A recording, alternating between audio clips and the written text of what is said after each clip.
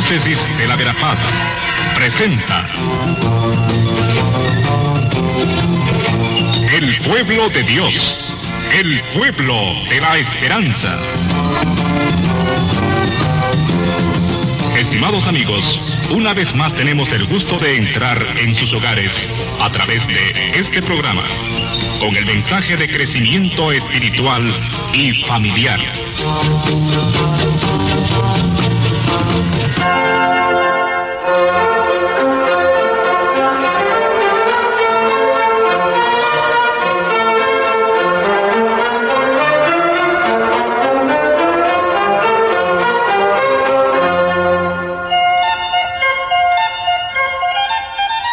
Saludos cordiales, amigos, amigas, en este 15º domingo del tiempo ordinario, en el cual seguimos de cerca a San Marcos. Como habíamos dicho, este es el ciclo litúrgico dedicado a este santo evangelio, y al menos ahora, por varios domingos, antes de retomar unos textos de San Juan, seguimos a San Marcos, que nos está presentando en esos primeros capítulos el inicio de la actividad evangelizadora de Jesús, y en el texto de hoy, que está en el capítulo 6, el primer envío misionero de los discípulos. Fíjense que es muy interesante, en primer lugar, notar cómo en el Evangelio de Marcos y en todos los textos evangélicos, en la experiencia de la Iglesia, la fuente de la misión, el fundamento de la misión es la misión de Jesús. Y eso, aunque ya lo sabemos, es necesario volver a pensarlo y es necesario planteárselo constantemente. ¿Por qué? Porque a lo largo de la historia de la Iglesia y a lo largo de la historia nuestra como evangelizadores en nuestras circunstancias concretas, en nuestras circunstancias históricas, podemos meter dentro de la misión otra serie de cosas que no necesariamente tienen que ver siempre con lo que es esencial. Es decir, nuestra misión o hace referencia a la misma misión de Jesús o no tiene sentido. De manera que eso es lo primerito que podríamos reflexionar en este texto del Evangelio de Marcos en el día de hoy. En la primera parte nos ha presentado Marcos a Jesús recorriendo las aldeas y los lugares de Galilea principalmente. Y entonces se trata de un predicador itinerante. Se trata de alguien que va sin demasiadas o sin ningún apoyo más que su propia persona, su palabra, sus acciones. Se trata de un predicador itinerante como quizá también habían otros en aquel tiempo. Juan el Bautista, o en los tiempos antiguos del judaísmo, tantos profetas o tantos predicadores a lo largo de todo aquel territorio. Jesús, en primer lugar, por lo tanto, es un itinerante. No es un profeta oficial o un sacerdote oficial en el templo y en la religión, sino al contrario, es alguien que va de camino, que se encuentra en las circunstancias de pobreza, que entra en relación directa con la gente en sus aldeas y sus pueblos. Y en eso tenemos hoy una referencia muy interesante a la primera lectura, cuando se habla del profeta que es criticado por otro profeta o por otro sacerdote que era como el oficial. Era el profeta, el sacerdote oficial, institucional de aquel santuario. Y cuando aparece el otro profeta, un profeta animado por el Espíritu de Dios, que está libre de las estructuras, libre de la institución del judaísmo del Antiguo Testamento, pues es fuertemente criticado. Lo cual nos dice, ya en el Antiguo Testamento y en la época de Jesús, por supuesto, se daban ambas instancias. La instancia oficial, la instancia de aquellos profetas y sacerdotes que estaban al servicio de la institución del templo y, pues muchas veces también de la institución monárquica. estaban bastante incluidos dentro del status quo de la estructura normal, oficial, formal de la religión y de la cultura de aquel tiempo. Jesús no se sitúa en primer lugar en ese marco institucional. Jesús se sitúa en el marco de los profetas itinerantes, en el marco de los profetas movidos por el Espíritu. Eso es como nos lo presenta San Marcos en toda la primera parte de su Evangelio. Alguien que va por las aldeas, que toma contacto directo con la gente, que conoce las situaciones de la gente, que habla el lenguaje de la gente y que vive también en una situación de precariedad y de dificultad en medio de la gente. Jesús primero comienza su misión él solo, pero poco a poco se va haciendo de algunos compañeros. Podemos decir que aquella primera misión de Jesús, que era básicamente anunciar el reino de Dios con la palabra, decir el reino está cerca, y por otra parte dar signos de la presencia del reino, signos que eran curaciones, que eran expulsiones de demonios, que eran cercanía a la gente, perdón de los pecados, etc. Aquellos signos que Jesús daba, aquellas palabras que manifestaban qué es el reino de Dios, pues fueron llamando la atención de la gente, y dentro de esa gente que siguió a Jesús, que se sintió impactada y animada por Jesús, Él escoge a unos, los llama. Podemos decir que esa es la dinámica de la misión. En primer lugar, es Jesús la fuente, el origen, el prototipo de la misión. Sin embargo, Él mismo es el que ha tomado la iniciativa y ha escogido a algunos en primer lugar para estar con Él, para acompañarle de un lugar a otro, para ser testigos de lo que Jesús hacía, para conocerle de manera práctica y no solamente de manera teórica. Jesús no hizo unos discípulos llamándoles a atender a unas lecciones, a algunas clases, a instrucciones, a enseñanzas. Jesús no hizo discípulos únicamente a partir de enseñanzas, sino a partir de la práctica. Les invitó a seguirle. Maestro, ¿dónde vives? Ven y lo verás. Y dice que le siguieron, que le acompañaban, que iban con él de un lado a otro. Fueron, por lo tanto, aquellos discípulos que primero aprendieron de Jesús, primero lo vieron, primero se empaparon completamente de la identidad y de la acción de aquel maestro excepcional de Galilea. Eso está pues también al fundamento de la misión. Se trata de ser discípulos en primer lugar y después de ser misioneros. Pero hay toda una primera parte que es necesario subrayar y hoy la vemos de una manera muy especial en el texto evangélico.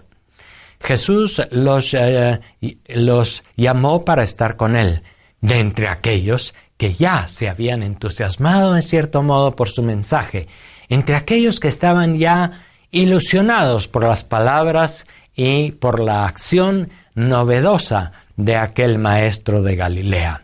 La misión no comienza por un imperativo o por un envío. La misión comienza por el discipulado. Comienza por el tener primero un oído de discípulo para después poder tener una lengua de iniciado, una lengua de maestro, podemos decir.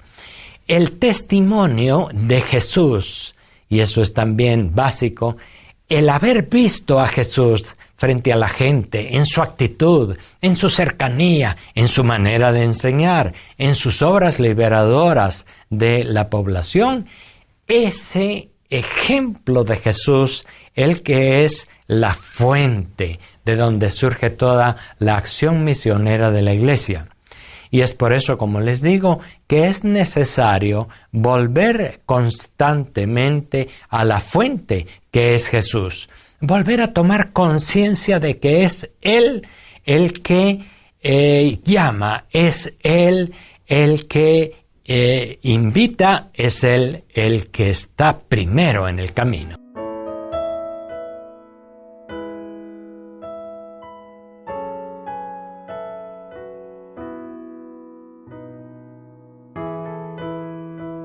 Y para la misión de la Iglesia en nuestros días, dentro de aquellas primeras indicaciones que da el Señor a los discípulos, me llama la atención, en primer lugar, una, y es esta: vayan con lo mínimo de los medios necesarios para el camino y para la sobrevivencia, y confíen en que en el camino encontrarán los medios necesarios. Una de las cosas que a veces se vuelven una carga, un lastre muy pesado para la misión de la Iglesia, pues son todas las cosas que a lo largo de los siglos se han ido acumulando en una institución, por otra parte, tan benemérita como es la Iglesia Católica. Casi 2000 años de historia han llenado a la Iglesia Católica de una infinidad de medios. Tenemos muchas propiedades. ¿Cuántas cosas tiene la Iglesia? Tiene templos, tiene obras de arte, tiene bibliotecas, tiene instituciones de estudio, escuelas, universidades. ¿Cuántas instituciones de beneficencia? También hospitales, asilos, orfanatorios. Toda esa institución es una riqueza de la Iglesia Católica a lo largo de la historia, pero a veces también es una dificultad. ¿Por qué? Porque nuestras energías muchas veces se van en el mantenimiento y el sostenimiento de todas estas grandes instituciones, y a veces se olvida el sentido misionero, aquel sentido primero de unos discípulos a los cuales les decía el Señor: no lleven más que un bastón, no lleven alforja, no lleven cincho para el camino. Muchas veces en el cincho también estaba como los monederos o los compartimentos para guardar las monedas. No lleven muchos bienes, quiere decir el Señor. Vayan ligeros de equipaje, con lo mínimo necesario para el camino. Y sepan que habrá gente siempre que les acoge con los brazos abiertos y les da lo necesario para seguir en ese caminar. Por lo tanto, una característica de la misión es ir ligeros de equipaje. Eso no siempre es fácil. Llevamos una carga institucional muy fuerte a lo largo de los siglos. Y aparte de eso, a veces también hay quienes, por falta de confianza en la palabra del Señor, en el testimonio, que es lo fundamental, pues se pueden ir llenando de muchos otros medios y piensan que se necesita mucho dinero, que se necesitan muchos bienes materiales, que se necesita hacer grandes construcciones, que se necesita tener mucha organización y mucha estructura para hacer eficaz el Evangelio. Las instituciones, el dinero, las ayudas, los medios materiales, no hay duda de que apoyan y son necesarios y son muy útiles para el anuncio del reino de Dios. Pero volvamos a las fuentes. La evangelización comenzó con medios muy pobres. El mismo Señor Jesucristo, siendo rico, nos dice San Pablo, se hizo pobre para enriquecernos con su pobreza. Jesús comenzó con su palabra y su testimonio, con su ser. Fue él mismo, su persona, un pobre hombre de Nazaret, al que algunos conocían simplemente como el hijo de María, el hijo del carpintero, al que entre sus mismos paisanos en Nazaret encontró dificultad para ser aceptado. La pobreza, la pequeñez de Jesús, pero la riqueza de su persona, la fuerza de su mensaje, el entusiasmo de sus palabras, fue lo que dio origen a la misión. Es por eso que el testimonio, y dentro de eso, el testimonio de pobreza y de sencillez, de cercanía a la gente, es fundamental en la misión. El texto del Evangelio de hoy nos previene, pues, contra el poner toda nuestra atención en la riqueza de los medios, en la abundancia de los medios materiales, y nos dice, vuelvan a confiar en Jesús y en su palabra, vuelvan a entusiasmarse por lo más importante, que es llevar una palabra con un testimonio y con una manera sencilla de hablar y de dirigirse a los demás. Y es precisamente ahí, en la pobreza de los medios, en donde se manifiesta que la acción evangelizadora no es obra nuestra, es obra de Dios y de su Espíritu. Pero los medios, las mediaciones, muchas veces son bastante limitadas. Así pues, de la mano de San Marcos, hagamos nosotros también en nuestras comunidades, movimientos, parroquias, diócesis, este proceso y este camino misionero. Hasta la próxima. Gracias por su atención.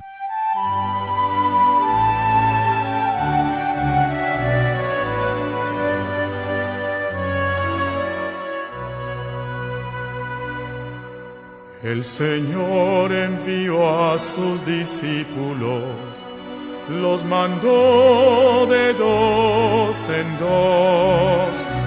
Es hermoso ver bajar de la montaña los pies del mensajero de la paz. Al entrar en una casa, saluden anunciando la paz. Es hermoso ver bajar de la montaña los pies del mensajero de la paz. Cuando alguien os persiga, que se apoyen en vuestra paz. Es hermoso ver bajar de la montaña los pies del mensajero de la paz. El reino de Dios está cerca, a todos anunciarán. Es hermoso ver bajar de la montaña los pies del mensajero de la paz. Es hermoso ver bajar de la montaña los pies del mensajero de la paz.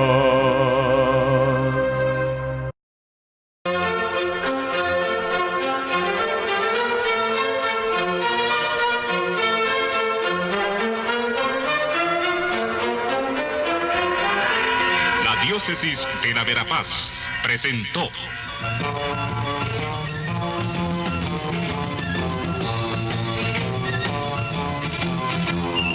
El pueblo de Dios, el pueblo de la esperanza. Agradecidos por su atención al mensaje de crecimiento espiritual y familiar. Hasta otra oportunidad.